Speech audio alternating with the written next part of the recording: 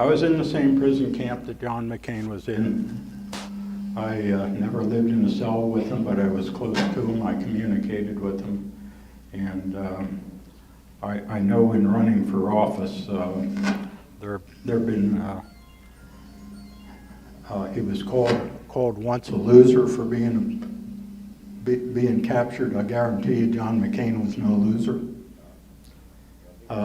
He was accused of being treated differently than the rest of us. Absolutely not. He went through the same thing and all the rest of us went through. He probably had it harder because of who he was, because of who his father and his grandfather were.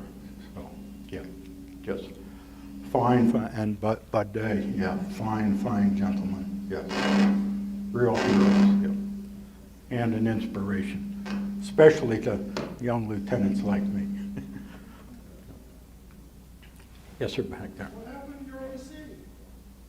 Oh, my aircraft commander? Yeah, Jack Van Loan.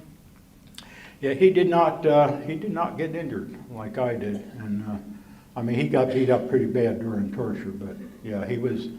When we were together when we were captured up on top of that mountain, and we were captured by indigenous tribes people, not Vietnamese. These are some kind of tribes people that lived up in the mountains. And one group took him down one side of the mountain, and the other group took me down the other side, because there was a bounty on our head, and that bounty would feed a village for decades. And so two groups each wanted to get their bounty, so they separated us so they could each collect. Yes, sir. I heard, I don't know how true it is, that there were 7 enlisted people captured, and I heard another account said that there were 3 enlisted people captured. And the group that I heard had 7. They got into trouble some kind of way.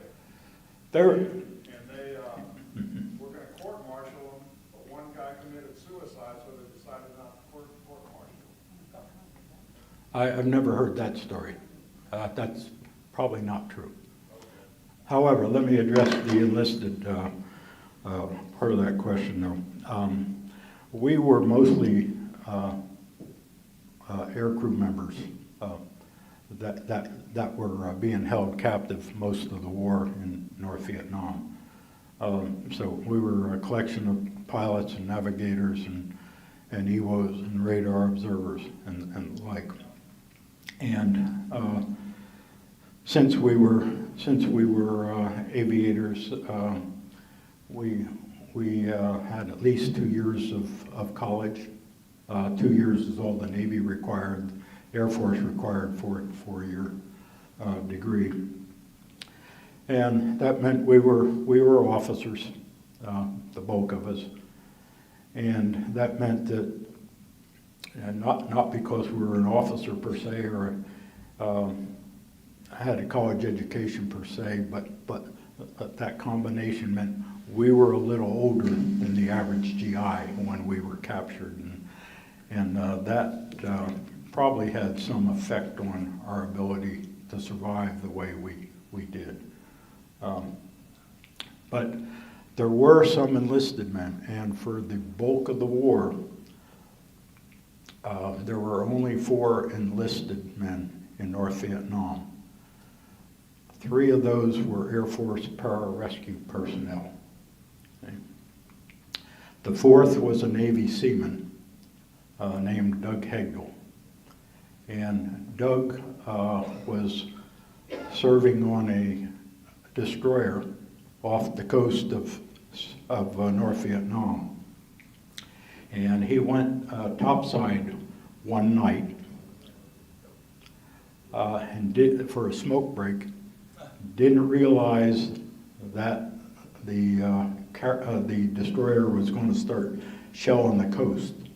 And when those big guns on that destroyer fired, the concussion blew Doug Hagedal overboard. there's no light out there in that ocean, none, unless there was a moonlight, and there was none. Pitch black in the ocean by himself without a life vest or life raft. He tread water for 10 hours before he was picked up by a North Vietnamese fishing boat. How many of you think he could have done that? Tread water for 10 hours, yeah. I couldn't have done it. I wouldn't have survived that, I guarantee. But he did, yeah. Incredible. But the four enlisted folks, in terms of rank, they were at the bottom of the list amongst a whole bunch of officers, but that did not in any way affect their performance or affect the way that the rest of us looked at them. We were all part of one organization, all one band of brothers, all working together to help each other survive.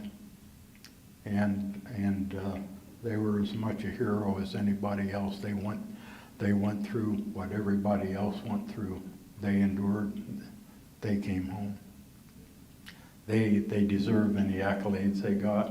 And in fact,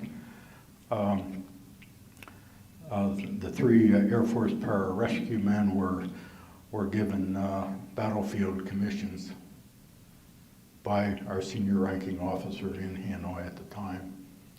And when they returned home, President Richard Nixon confirmed those battlefield promotions.